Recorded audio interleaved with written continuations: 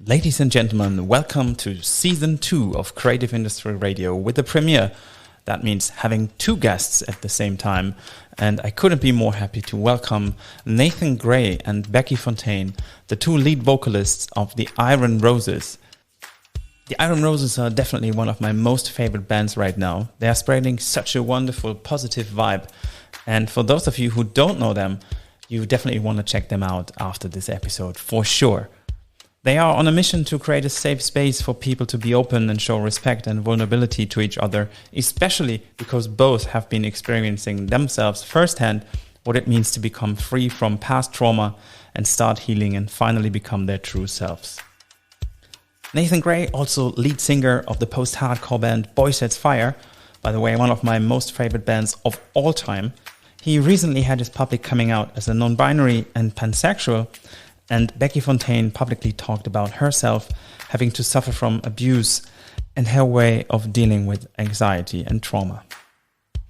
In this radically open conversation, we are covering so many topics, and of course, the upcoming release of their self-titled album, The Iron Roses, on Iodine Records on October 20th this year, where they are also visiting Germany, which I'm very excited about. And the tour is selling out right now very fast, so check out the link in the show notes and act fast to dance with them and celebrate life and community. We're diving deep in topics like self-acceptance, authenticity, healing, openness, and life struggles. And both words are kind to open up and share very personal feelings and their personal stories.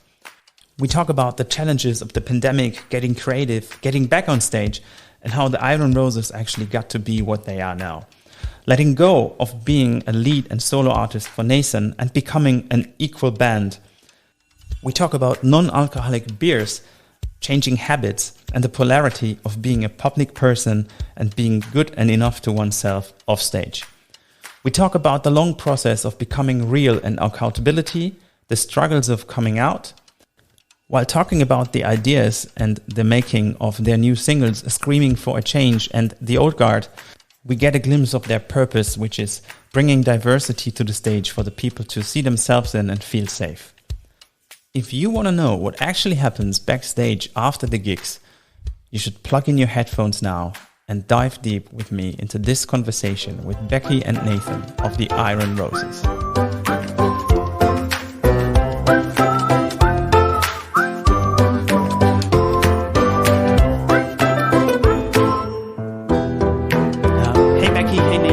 Amazing to have you on the show today. Thank you for making the time to sit with me and to discuss what's cooking on your end.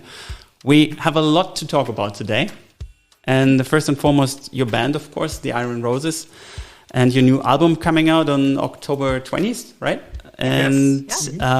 Your upcoming tour, of course. And on the other side, I would love very much to have a conversation with you about self-acceptance, authenticity, and strengths, about healing and radical openness, and showing vulnerability, which I'm sure is extremely valuable for the creative community and can give people hope, courage, and inspiration. And that is, for example, Nathan, your recent public coming out. And of course, Becky, you being so open about your life and struggles also on social. And if that's cool for you, we will touch on all these things. And but I would like to get started with a little fun memory, and would like to ask you, what is the smell of your childhood, and what is the favorite flavor that comes to your mind first? I would say, well, chocolate is always. I mean, there's just I have a problem with chocolate. Chocolate is just, that's it. That's the flavor always. The dark one or the milk one? Oh, definitely dark chocolate. Definitely dark chocolate. Let's not fuck around. Come on. You're my man. Smell of childhood. One of my favorite smells is, and has been my whole life, is the transition from summer to fall. Okay. That smell. Remember, we were walking around and that leaves dying, like that smell. And the first rain.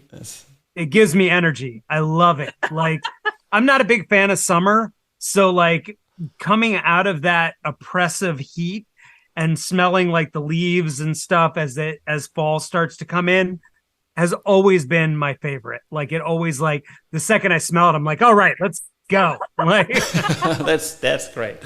How about you, Becky?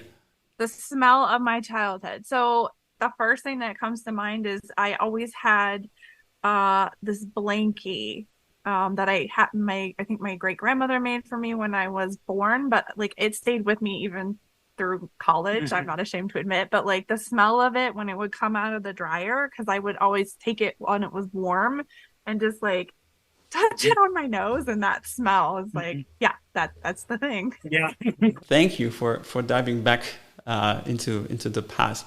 And there's a tradition in this podcast that I always reach out to some people that give a little feedback for the guests. And over the course of this conversation, I would like to play you 3 little feedbacks.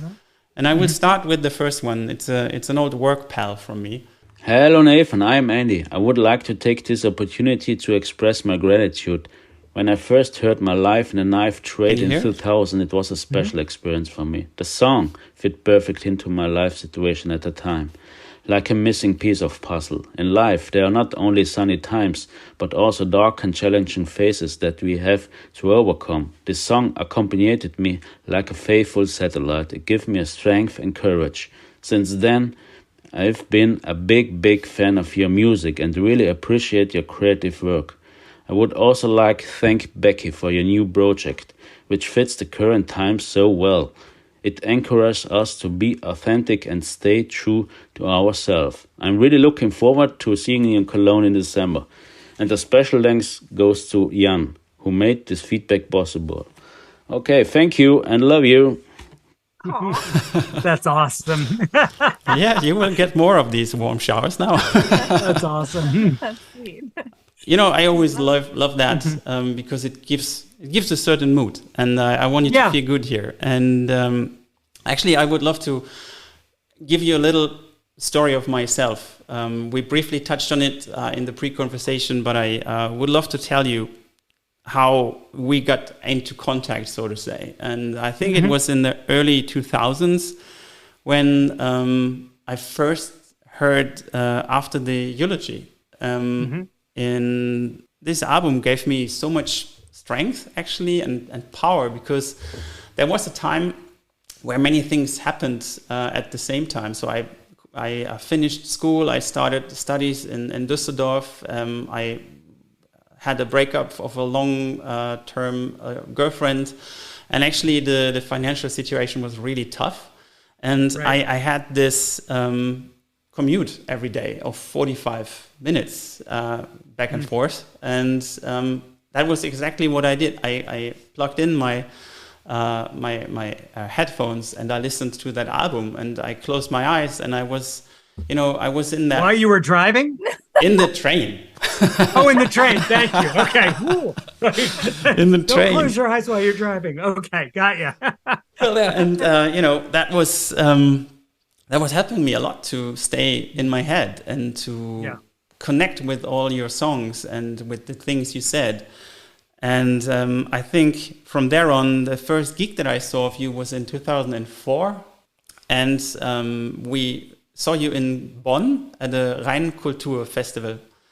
And you started with Release the Dogs, and we were sitting on a hill drinking beer that we smuggled in, and we ran down the hill, and we were crowd surfing the whole time, and it was such a powerful experience, and I got hooked on your music. And I think from that moment on, I tried to see you as often as I could. And I remember another time that in 2012, you played at Bamboozle Festival in Asbury Park in New Jersey. And I was there with my wife, and I had to introduce her to your music. And that was really exciting. It was a hot summer day, and it's a nice venue. So the other ones I just mentioned in Zack in Düsseldorf, that was right after COVID restrictions were allowing us to see each other again, which was it was such a relief. Was it for you when you were allowed to tour again? Oh yeah, Oh yeah, in so many ways. It was so difficult to, well, I mean, I wrote Rebel songs during the pandemic because I needed something to do. Sure. And I know that I did one of those pandemic video shows, and I know Boys Such Fire did one, like everybody was doing them because we needed to do something to keep going. So once we were finally able to get out on stage again, it was incredible. So how did it feel? What did you do? Just lost my damn mind. I like it was just getting back up on stage again, and it felt great. And it was being able to have that connection again, because for 2 years, you're just completely disconnected from the whole world. After I was on tour in March of 2020 with whatever semblance of this band was around then when I put out Working Title. And we had to stop in the middle of that tour because of the pandemic and go home. And we literally thought it was going to be a few weeks or a month or something before it blew over. Yes. 2 years later, it's oh my God. So it felt wonderful to finally get out and be able to do things. It was a little scary as well, but it was great. Yeah, I believe. I can only imagine what it feels like. The uncertainty was intense to just know when you could see people again, play for them. And how did you cope with that? I wrote an album. Yeah, that's how I coped with it. It was as soon as I came back from that tour, I started writing Rebel songs. Yeah. And that took up most of the whole pandemic was writing and doing that. I was actually living in the same house with Nathan and their family during the pandemic. And That's Nathan great. would literally just go upstairs and write as much as they could all day. And we did a couple living room shows over Facebook. And I saw, I think, one of busy. them. Yeah. When I realized that there was the Iron Roses formed, you mentioned that after the gig that I saw in Bochum, you mentioned that you had a side gig in a little venue close by, I think, in Bochum before the Boys It's Fire gig. And so...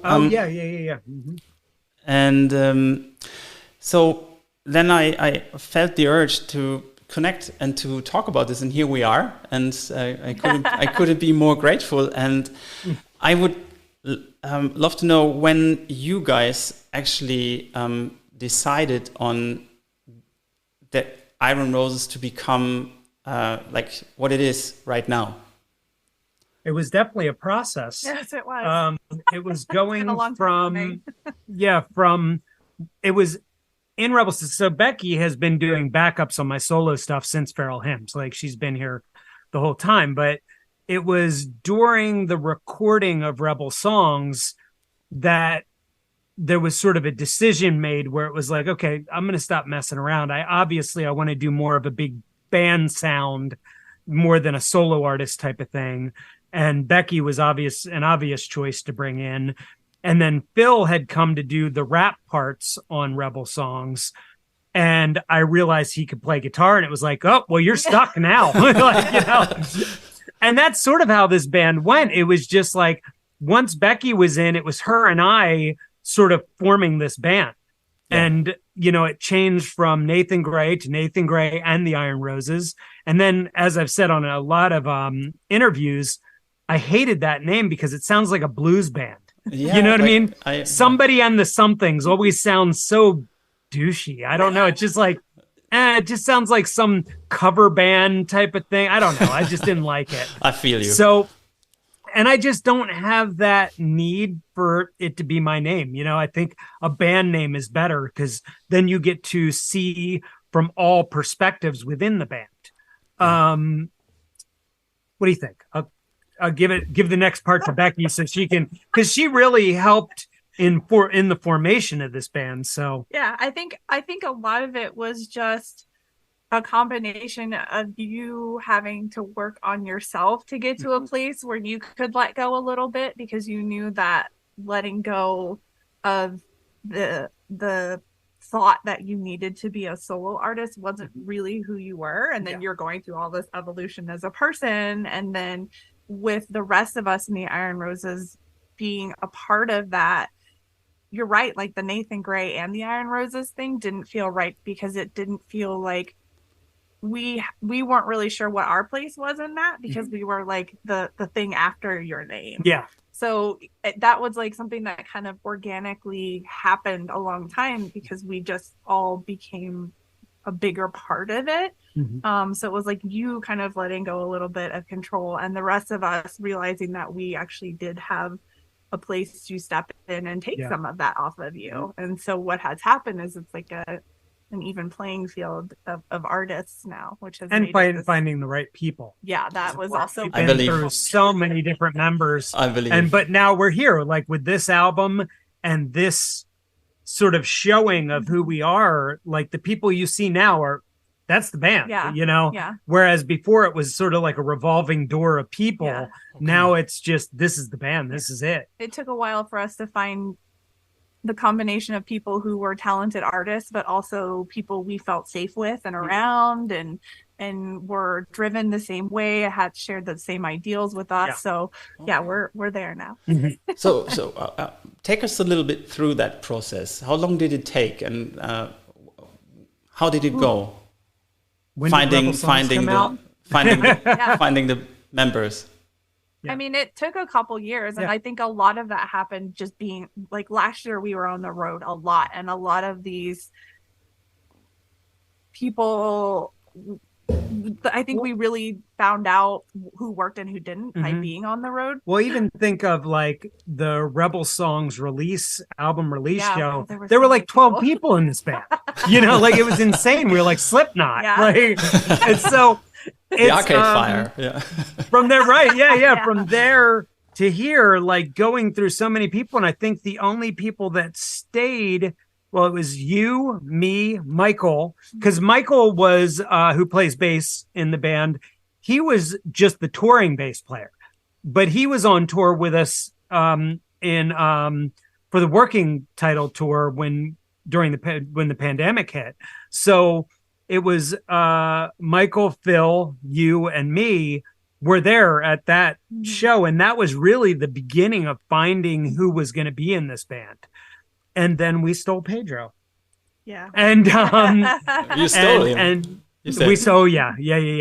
we we did an acoustic show with band Amberetta, and he was playing with that band Amberetta, and they were sort of in the final legs of what they were doing, and we were like, oh, well, you need a new band to be in? Come on in, you know. And he ended up staying. Yeah, he was definitely. He was the glue. That's what made it stick. Oh, right. Yeah. And so you all like close by? No. No, not at all. Nathan and I are. We lived 2 doors down. Yeah, 2 houses. And in one house before. Yes. And we have Phil lives in Cincinnati, Ohio. We have our drummer lives in New Jersey. Pedro lives in Richmond, Virginia, and Michael lives in Pennsylvania. So we're very spread out. How does that go?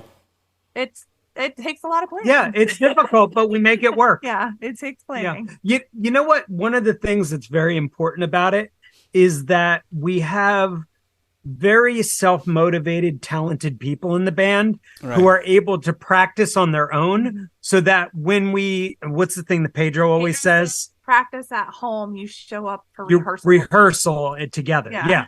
So everyone's well practiced before we get together to rehearse what we know. Yeah. You know? I see. So it's very good. So when we get together, we only need a day or two to get ready for a tour, you know, and it works out great. Yeah. Amazing. And Nathan, I heard you say, I guess, that the part of the evolution from becoming from being a solo artist to becoming like an equal band, so to say, was part of your ego to be let go of.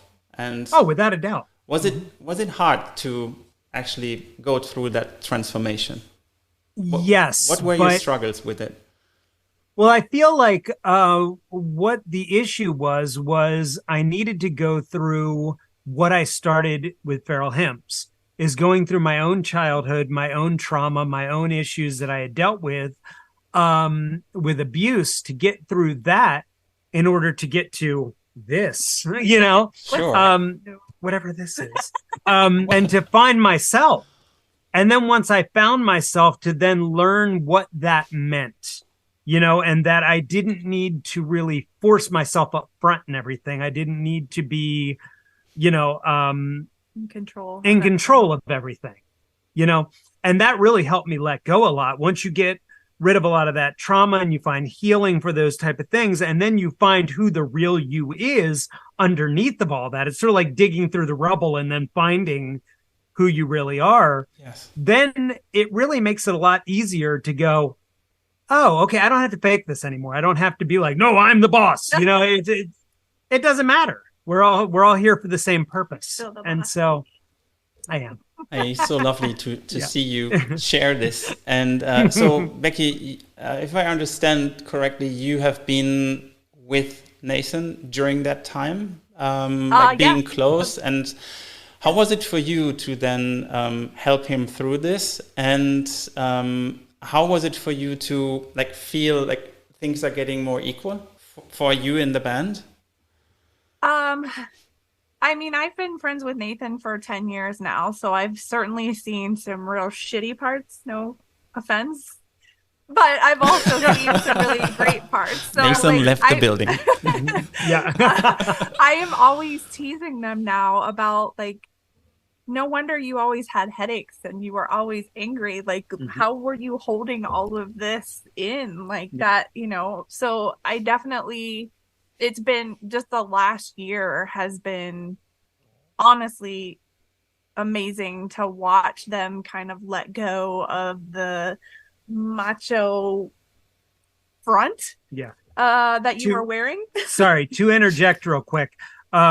It's very true. There was a very large time where I was just so miserable that I was angry and just... It was hard to be around me, honestly. When people think of me on stage and when they meet me in person, it was very different than when I got home. Okay. Because it's easy to fake being happy in short bursts, but you get home and you're just yelling and angry and miserable and sad, or on the couch just passed out for days, or drinking way too heavily. But that was my interjection. I just wanted to. Just how many? Because I don't think that people, the reason I wanted to interject that is because I don't think people understand that when they've met me in public, it's been no, he seemed fine. He seemed very nice and they seem very cool and blah, blah, blah. Well, in short bursts. Yeah. It's very simple. It was your mask. It was your mask. But what you're not seeing is me backstage drinking half a bottle of wine and just staring at the wall, wanting to kill myself, So, anyway, I wanted to interject that real quick. I mean, it's important. And I think that's one of the benefits of me having been able to have been on both sides of this for you, is to see or can quantify hey, we haven't had to take a panic attack walk for you in a very long time. That used to be something that we would do multiple times a week, or just the little nuances of who you are as a person or who you were then. Not showing up as much because you are much more comfortable. So I feel not being able to remember when we got drunk. We don't I've been sober for 4 years now, and Nathan is no longer drinking either, and it's nice to not have that. Isn't that amazing? That you have to do. Yeah, it's wonderful. It's the best. It's so right? Good. Yeah. I remember if I may answer quickly on that. Yeah. So I think when the pandemic hit, I think Anna and me, we didn't drink at all for the whole time. I think 1.5 years in, I had my first beer when I met some people and some friends, and we had a fun night together.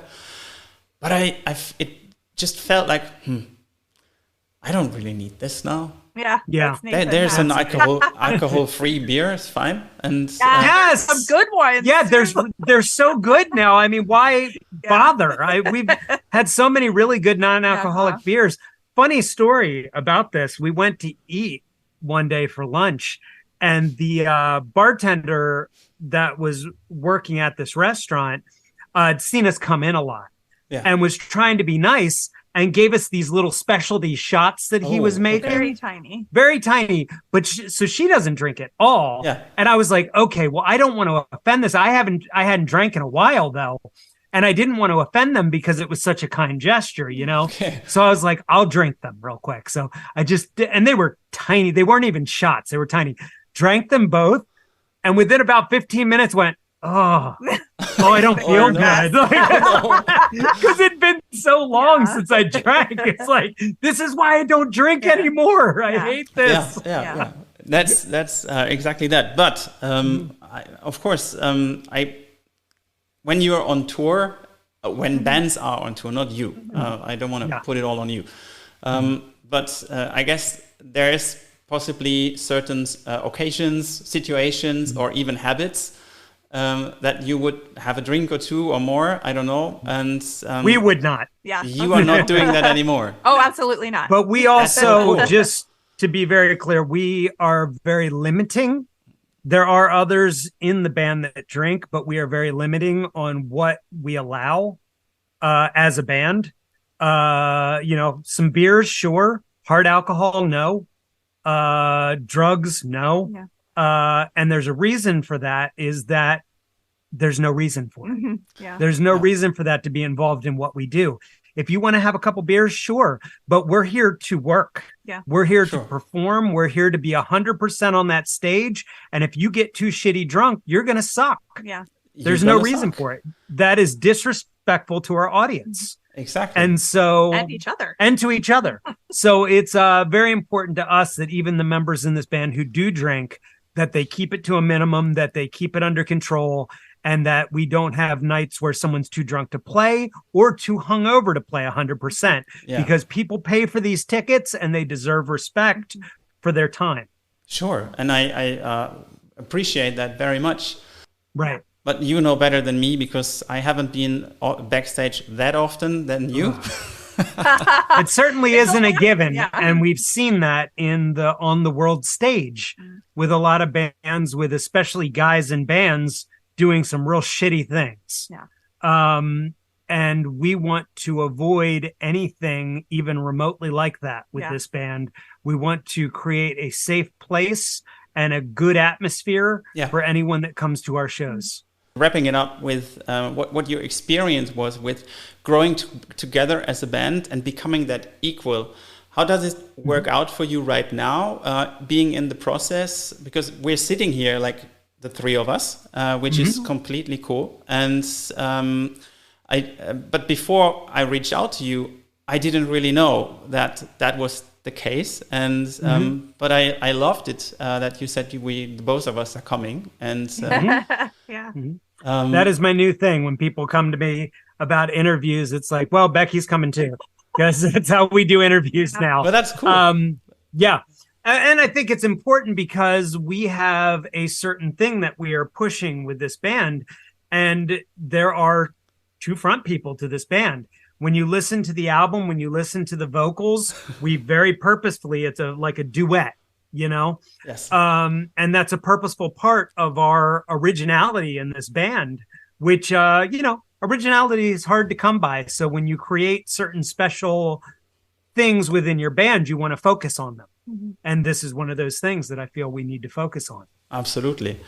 Are you familiar with the concept of the archaic cross? Do you know what that is? I don't think I am. Okay. I think it's very interesting concept. It's imagine a cross, and the bottom half is your young age. The upper half is you getting older. And on the left side, there is, imagine the steady side of life. And on the other side is the wild side of life. And the concept says that you can live a healthy life when you get older, you don't stay on one side all the time. So moderation. Yes. You have this kind of life. And with being a public person, with being a rock star in a band, and you call that rock stars. You're not? Sure, we'll take it. Go ahead. And we just touched on it by you giving me the experience you had, like with other bands, backstage, yourself, you had been going through the tough times. What I wanted to say is everybody has his own motivation to step onto a stage. And I wanted to ask what your counterbalance is. What do you do? In which moments are you enough for yourself? And how do you come to peace with yourself? It would be so interesting to learn how you made your way through this and what your counterbalance is, because I think that's something that people can relate to and maybe find some inspiration and strength in that. My way through was to, I guess, in a way, stop searching in the past. Because honestly, the only time I was happy was when I was on stage, because I could be in that moment, you know? And so then any time around that was miserable. But I'd get up there and the bell would ring and it'd be like, okay, I'm on. Everything's fine right now, you know? But then when you get off stage, you realize that you've got a lot of shit to do and a lot of things to take care of. And you've got to find a way, like you said, to counterbalance and to find what life off stage means. Yeah. And for me, it was to stop burying things, to take a deep dive into the past in order to let it go. Because I had thought that burying it was letting it go, you know, but it's complete opposite. If you're not facing these things to deal with them, they're never going anywhere. They're always going to be there, and they're just going to come out in the worst kind of ways. So, you know, and like I said, it all started with feral hymns when I started singing out about these things and talking about them and sort of publicly going through what I needed to go through. And that seemed to be the best way for me to have accountability, because I feel like once you say something publicly, that's it. Everybody knows, you know, and then you have to work through it. So that's been sort of my thing, is no matter what I do it publicly so that there's that accountability to keep going in that. Yeah, I think we're very similar in that respect, as you know, because you follow both of our pages. Like, yes, I too find like a lot of value, even just like in a physical burn off of being on stage, like, you know, having all that anxiety, like burning off as energy on stage. But, you know, I am a big proponent of therapy. If it's something that works for you, it works for me. I have been in therapy for many years, dealing with my own traumas, my own, you know, experiences with sexual assault and spousal abuse. And so that is something that I need, that helps me level out. But even in that, like, sometimes I'll go to therapy and we'll have talked about something for 2 weeks straight. And then when I say it online, or I publicize where I'm struggling, that is the thing that actually lets me let go and move on a little bit, because it's like, I've said it out loud.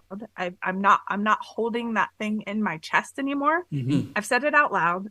It's made me vulnerable, but it's also showed other people, you know, that there's something that they can relate to there. And then when they come back to me like, oh, I feel that too, it creates a community. And so those are things that are super important to me. It's the therapy and the openness, I guess, the publicizing of where I'm at. I would even call it radical openness. I love that term. Yeah, I love that a lot. And I was like, that is when you said that, I locked in on that. I was like, that's awesome. Yeah, I love that. I love that. Yeah. Because that is what I feel when I hear you talk about your life. And you both have been through a lot. And I really appreciate you being so open about that. Because when you are like showing the vulnerability, the first thing that happens is you take away surface that people can attack.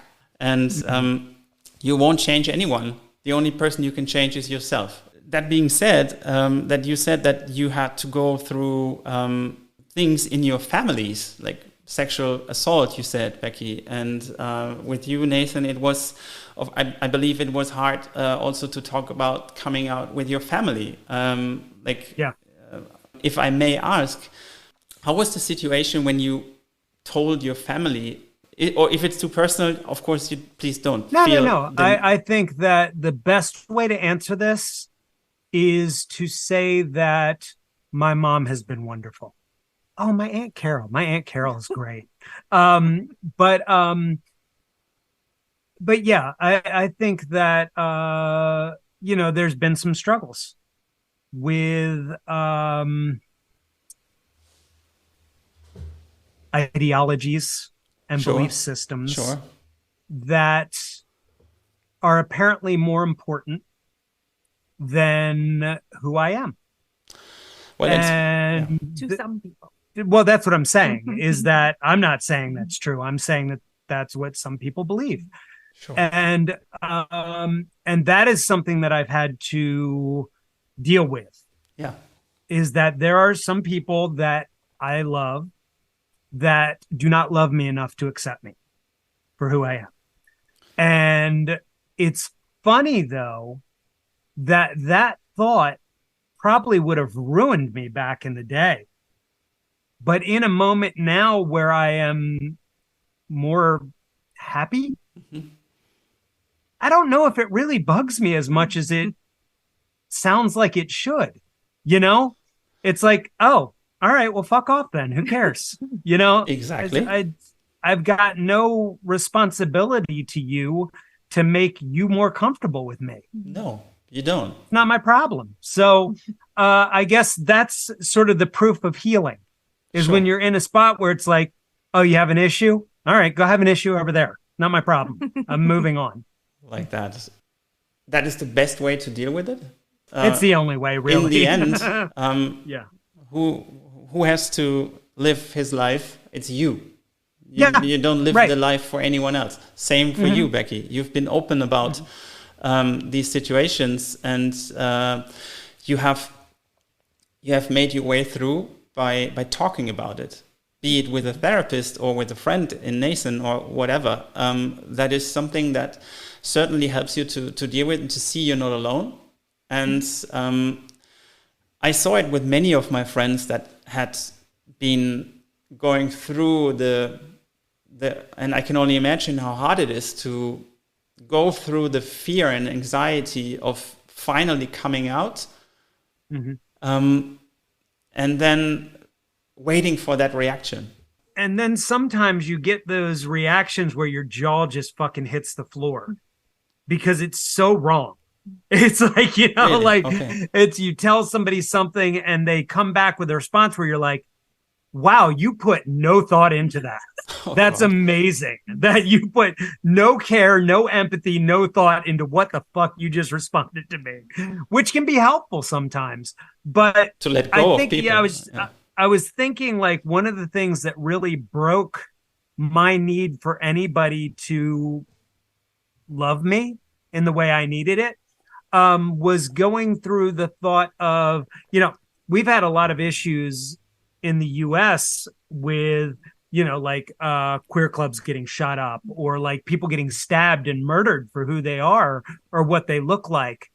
And it was more recently, I was sort of sitting around thinking about that and how scary that is, that like we could be on tour looking like this. I walk out of the van, someone could get upset about it and kill me. And it was almost like an immediate thing. I was really worried about it. And all of a sudden I went, well, then I die who I am. And that is the way it is. It was weird how comforting that was. You know what I mean? That like, to think that like a few years ago, I could have gotten hit by a car. You know what I mean? Like anything could happen. You could die in 3 million different ways walking out your front door. What if I had died not being me? But now it's like, well, whatever. I've got a certain amount of time, and when I don't, I don't. But at least from here out, I'm here. I would have buried you in a dress anyway. I appreciate that. Thank you. Well, that's exactly what I said to everybody that was open enough to tell me about this. there were close friends that I just didn't realize it, that they were queer, and they were hiding it, or I was blind, I don't know. But right. And I just felt so happy for them to finally say that this is me. Welcome. That's the only thing I want to know. I want you to be you, and of course you guys to be you, because what else? There's nothing more important than people being free in their mind. Because happy, free people leave everyone else the fuck alone. Yeah, you know what I mean? And they spread this vibe of security, and you can relate, and you can get together, and that's what life is about. And but what gave you the courage in the end to finally say who you are? Well, it was honestly, it was that long 5 to 6 year journey of figuring out my past trauma and things that were keeping me fearful, that were keeping me scared. And once I got through that, this part was sort of easy. I mean, in contrast, but it was fairly easy once I got through a lot of that. It was like, oh, okay. All right. I get it now. Okay. And then going back through life. And it's funny because like since coming out and stuff, and then reconnecting with old friends from like 20 years ago, 30 years ago, whatever. And they're like, oh, come on. We knew. Like, you know, like girlfriends and boyfriends and blah, blah, blah, and all this stuff. And like, and just people like, it took you this long, really, you know, like type of thing. And that it just connected a lot of dots. And it made it very easy to go, all right, well, let's just stop pretending, because I've gotten to a point where I'm pretending so hard that I'm believing myself, you know? Sure. And that's where I've gotten, you know what I mean? I've lied to myself so often, I'm getting away with it, you know? So now, ta-da, I'm done. I'm really happy for you. I'm really happy for you. And what question to both of you? What was the compliment that touched you the most recently? I would think that in connection, especially to who I am now, it has been folks who see, and I've mentioned this a couple times in posts, in that the smile has finally reached my eyes. You know? Yes. Is that it's not just look, my mouth is doing the smile, so I am happy, you know? It's that obvious glow where the smile reaches into the eyes and you can see it. And it's funny how I've noticed it now even more so in other people who do old photos to now, like trans people and queer people who like will post old photos versus now. And you're like, holy shit, you're dead eyes over here. And here you're just practically, they're almost bursting out of your head. They're so happy, you know? And so I think that's been the best, is people noticing that. All right. That's really cool. I would like to, before we jump into a bit more interactive part, I would like to give you another feedback from an old friend of mine. Hey, this is Mark. There's a bunch of memories that I have that involve Boys Hits Fire and Nathan as well. But there's this one night I remember especially. It was in, I think, 2004 maybe, when the Tomorrow Come Today album had come out. And we seen Boys Hits Fire at this very little venue, underground in Cologne. There were maybe like, I don't know, 150 people there, maybe 200. And they would play some older songs. They would play the Tomorrow Come Today songs. And it would come Release the Dogs. And we were happening to stand in the front row because we had lots of beers. And then Nathan would drag the microphone into the cloud and put it right up my nose. And I would scream the chorus into it.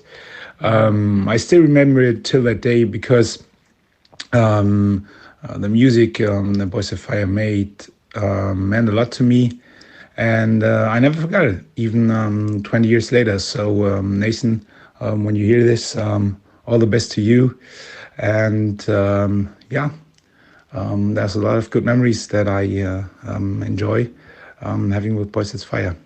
Thank you for that. And that being said, here's a question from the audience, from Aliyah, that she sent in. And she asked, would you say the music you make with the Iron Roses is more political than everything you did before? Yes. And I say that because I feel like it has more of an impact than just angriness, than just being pissed off at the world and just screaming it out. I think there's a point to that, up to a point. And there's another point where you have to realize, well, what am I giving back to the issue? What am I giving back to the situation?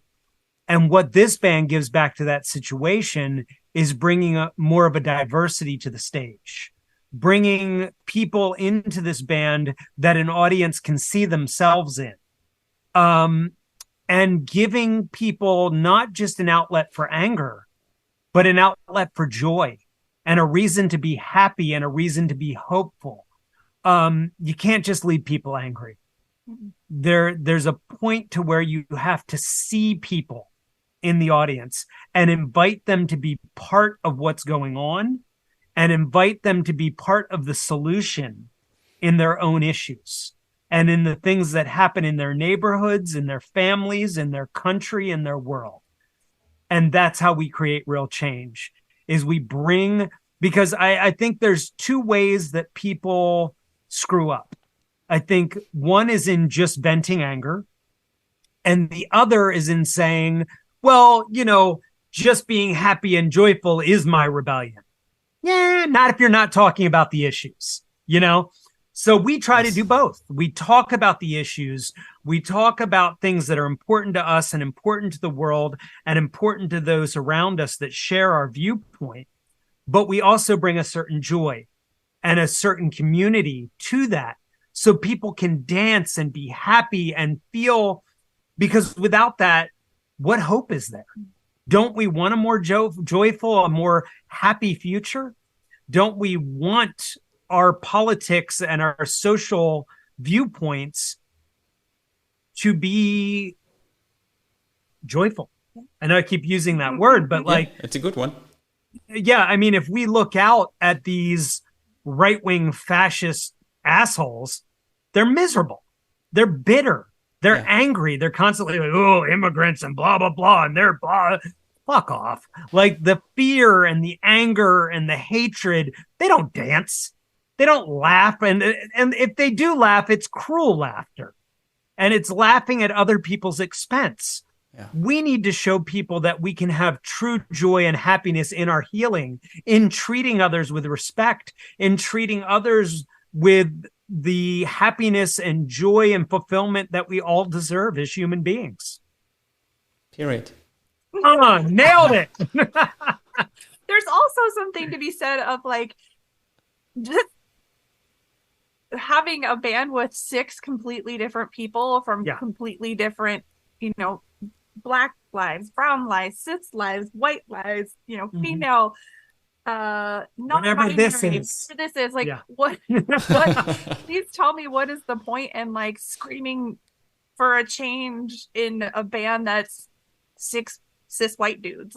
You're not even modeling diversity in your ranks. Yeah. So that's I mean, everybody's got to do what they do, but after a while it gets old seeing the same 6 white dudes get on stage and say the same shit. That's true. I think you hit the zeitgeist very much, and I think everybody can sense, or at least the ones that are paying attention, they can sense that people are craving for a change. And society is, it seems, right? And without a doubt. And you are living it at 100%, and I adore and admire that, because this is exactly the energy that I want in my life, and that I awesome. And I especially love the for example, the video you created for the old guard, I think. You're celebrating for the ones that don't know. That's your second single you released with the Iron Roses, and the album is coming on the October 20th, and it's the self-titled album, right? Yep. Yes. All right. So the Old Guard, and you're celebrating and dancing with a very diverse group of people. Yes. Yes. And would you mind telling a bit more? Would you give a rundown on first what the two songs you and the two videos you made are showing, and what was the inspiration for that? And then what can we expect? What's happening next with the Iron Rose? Let's dive deep into the Iron Roses now. Yeah. So the first video we released was Screaming for a Change. And it was important for us. That's the first song on the album. It's the first song we wanted to release. That song encapsulates this whole album. If you listen to Screaming for a Change, you know what the Iron Roses are, you know? Yes. And you're going to hear a lot of things in and out of that, but that, you know, it has the punk, it has the melodic, it has the ska stuff, the reggae stuff, the screaming, the singing, the dancing, the joy, it has everything, you know? It just, that song just, if I were to find a song that says the Iron Roses, it's Screaming for a Change, you know? Yeah. So we wanted to make sure it was a very professional video. It was a very fun video. It was something that ran the gamut. And when we got into the colorful outfits and we're throwing confetti and we're dancing, it's very important to show that joy and that happiness in what we're talking about. If we're making a change, we're really making a change. Which leads us to the Old Guard, which was the obvious second choice, because if we're talking about a change, what are we talking about? Well, we're talking about ushering out the Old Guard. We're ushering in and supporting the youth and those who are going to make a change in this generation. Because I think all of us as somewhat older folks are sick of hearing other people our age put down youth. Yeah. Yes. Put down the kids who have it way better figured out than we do. Yeah. I don't know how many times I have to tell old people to shut the fuck up. You know what I mean? Shut up. Die off. Go. You're done. Yeah. Cut it out. These kids have it figured out way better than you do. Word. They don't care about any of the dumb shit you're hung up on. And that you want to, stay with. Yeah. Right? Yeah, you're going to die soon. Why do you fucking care if it stays? You know, like, let them change. Like, let them do what they need to do. Be done. And it was important, when we set up this video for Richmond, Virginia, we asked Pedro to, get people there. And he did an incredible job. He just sent the alert out to friends, and so many different, a diverse amount of friends popped out. Yeah. And it was cool because I was talking to him about how cool it was, the diversity within that group. And he was like, yeah, that's just my friends. It was cool that it was that natural. You know what I mean? Because I think sometimes if you try too hard, it can look a little forced, So it's just cool that was just the people who showed up. And being able to have that everybody up in our face and just you couldn't tell the difference between band and audience. That was the feel. That's what we want at shows. That's how we want things to be. And it feels like it is a one take kind of. Because we did several takes, but it wasn't a thing where it's we screwed that up, go again. We just got to play that song about 5 or 6 times. Yeah. All together, singing it together, and they just spliced it all up. Yeah. So it kept that cool feel to where we're all right, let's play it again. Yeah. Fuck yeah, we were so exhausted. It was so good. Yeah. It was just going every bit of energy, so cool. everyone. So it was good. Yeah. I would have loved to be there, but can we expect that to happen on the shows that you will perform now? Yeah. If you've been to a show so far, people who have seen us already know that. We're going to invite you into it. You're going to be up here in our face. We're going to have a great time. Yeah. I can't if you don't come up, we're going to come down. Yeah. I can't wait to dance with you guys in Cologne. It's going to be great. I can't wait either. Such a good show. That will be really, really cool. And tell a bit more about what's happening now with the Iron Roses. What is your plan? What is happening next? What is your plan for the upcoming Take it away. month? Come on, Becky. Take it away, Becky. So we have another single that will be coming out this week that we're recording this. So perhaps by the time folks hear this, that one will be out as well. And then, like you said, the album comes out October 20th. We are doing an album release show in Richmond, Virginia, where we recorded the album. And then we're playing a few shows down to Fest, Florida. And then in December, we're coming to your neck of the woods to play some shows in Germany. And we have one Switzerland date. And we are already in the works on what next year will look like. But it is our hope that, once this album releases and gets its life in the world, that our goal is to be very busy next year. Yes. We just want to keep playing shows. Like the experience of, I feel like a lot of bands say this, but really like the experience of our music is completed when you see us live, because it is not a stand on stage and sing at a crowd. It's a very, an event where we inclusive. Want everybody to be a part of it. And, you don't have to show up you don't have to be, the cool person or whatever. Like, I want you right there dancing with me. Like, I'm going to get in your face. We're going to be dancing all across the stage. I'll probably run into my guitar player Phil a few times. It happens a lot.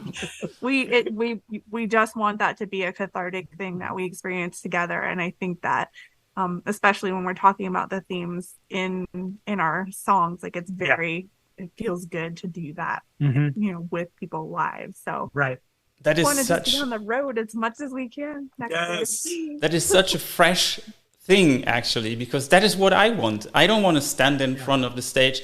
I want to have that feeling that you just mentioned, and I can't wait to experience that, because this is what it's like, being one for the moment.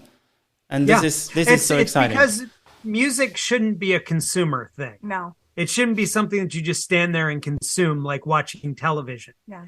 It should be something that we're all part of, that we're all doing together. Yeah. I better be able to see you in Cologne. Yeah. You better be where I can see you. Stare right at you. I want you like 1, 2, 3. I will make sure we connect. No, honestly, I want to meet you guys, and thank you personally. But that what you just said, with your Iron community, you said you would love to create a safe space, and for people to be seen and people to talk about their feelings. Yes. And I love that. But how are you creating this space, and what are your wishes for that community? How are you going to foster it?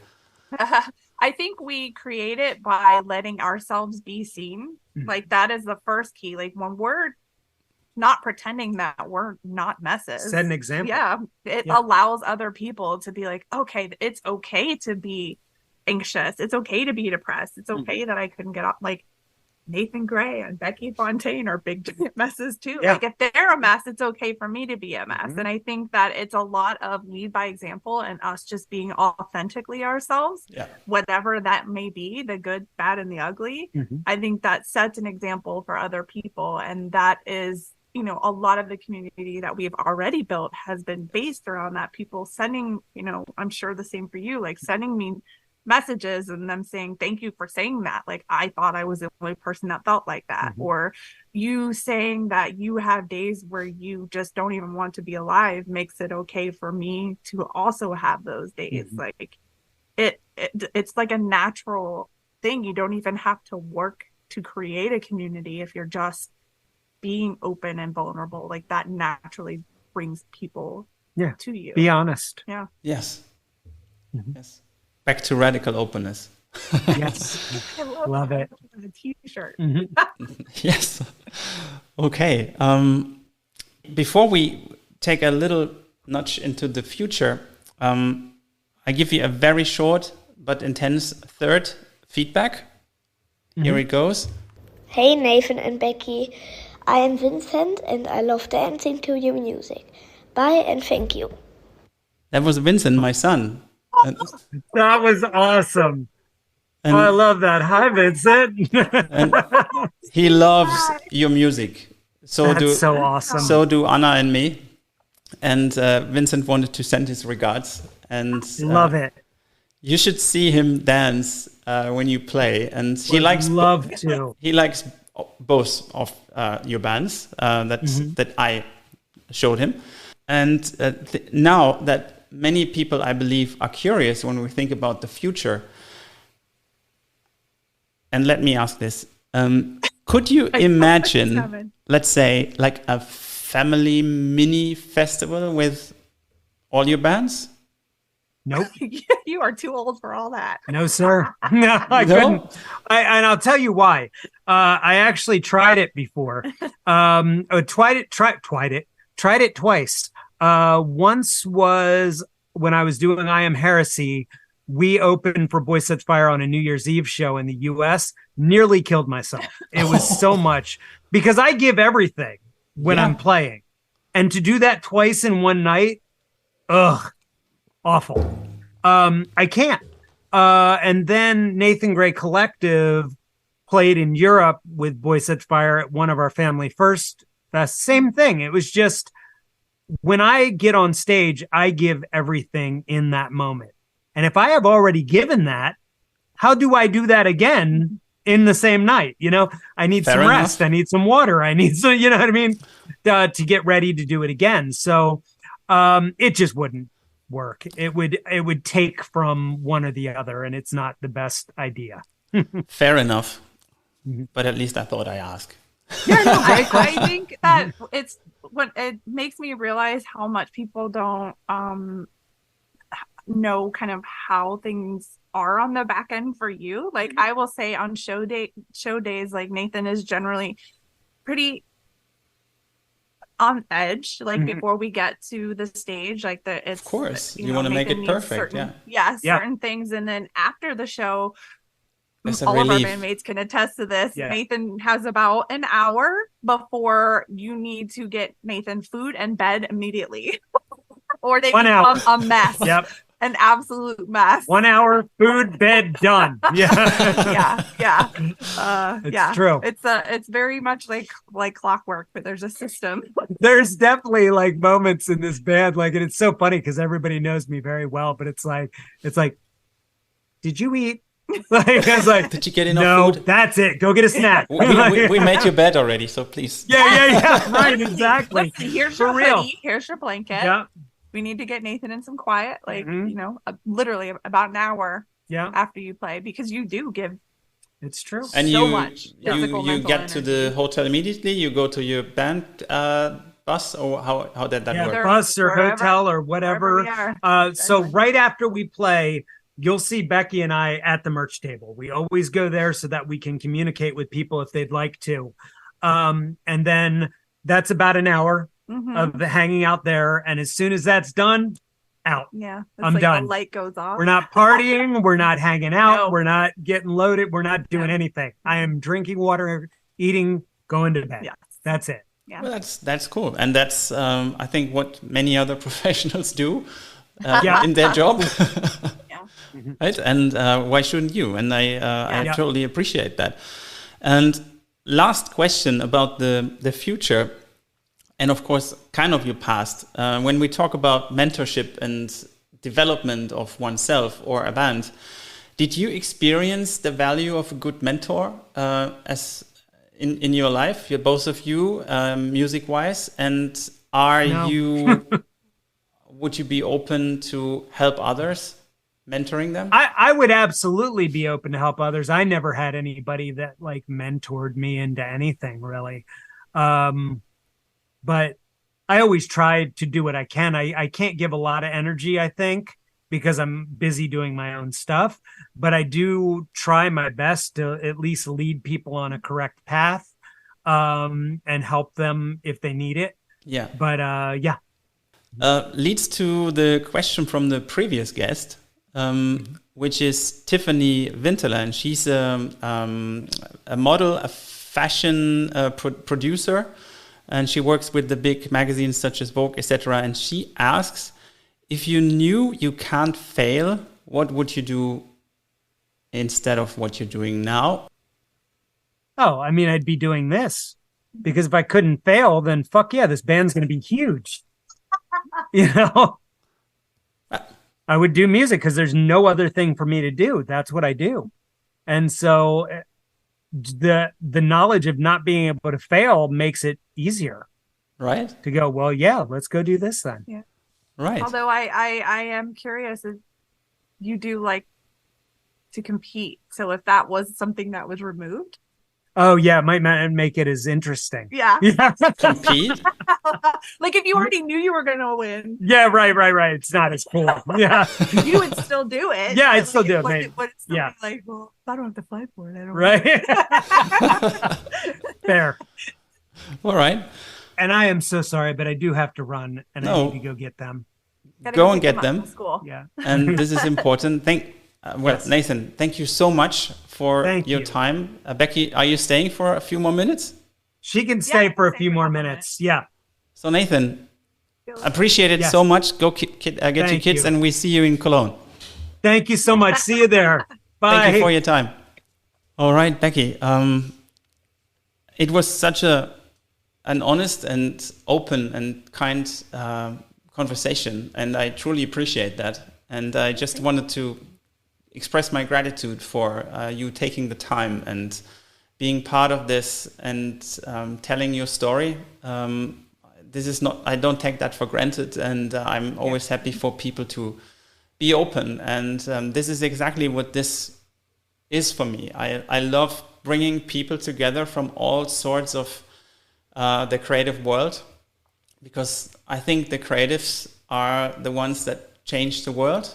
And I agree. These are the ones that are most of the time are pretty vulnerable and let's say insecure, because some of them have the imposter syndrome, others don't have the feedback. I was struggling with feedback a lot when I started being self-employed. I didn't have that kind of mentor in a way. I found my mentors later on. But it certainly was something that helped me, was speaking up and speaking about things. And I saw that in you. And I was it was such a warm, cozy feeling to find you as a band and to experience what you are going through and how the whole process worked. That it was a true pleasure to have you on the show and to get to know you a little bit. And I wish you nothing but the best for your way and your band and everything that comes with it. And that being said, thank you so much for this conversation and for being you. And stay beautiful, stay gold. Thank you. You're wonderful. I appreciate that. Yes. Thank you so much.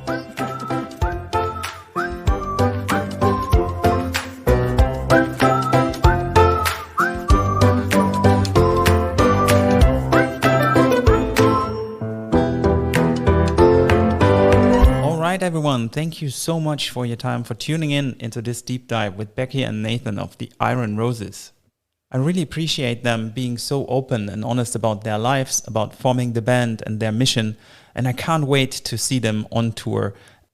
You know what time it is now? It's time to head over to Spotify right away. Just go and check the link in the show notes.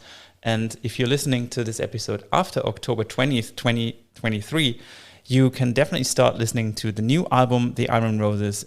And if you tuned in before October 20th, 2023, you can listen to the 3 released singles, Screaming for a Change, The Old Guard, and Justify the Lies. Also make sure to check the link to get tickets for the upcoming show through Germany. Also, if you want to connect with them or give feedback to that episode, just head over to their Instagram profiles. Make sure to follow them and support their mission, and I'm very sure they will answer if you send a message. Becky and Nathan left a question for you guys, so check the Instagram post to this very episode and feel free to answer in the comments. That being said, wishing you a wonderful rest of your day, wherever you are and wherever you listen to this. Check out their music now. And if this episode had any value for you, please feel free to forward this to a friend or someone that can benefit from this episode and from Nathan and Becky sharing their stories. That would be highly appreciated. Also, consider subscribing to this podcast or leaving a review here on Apple Podcast or Spotify. That would be so much appreciated and would help the show rank higher and reach more people to connect and find inspiration, motivation, and a great community. Thank you very much. This is your host Jan signing out. Bye.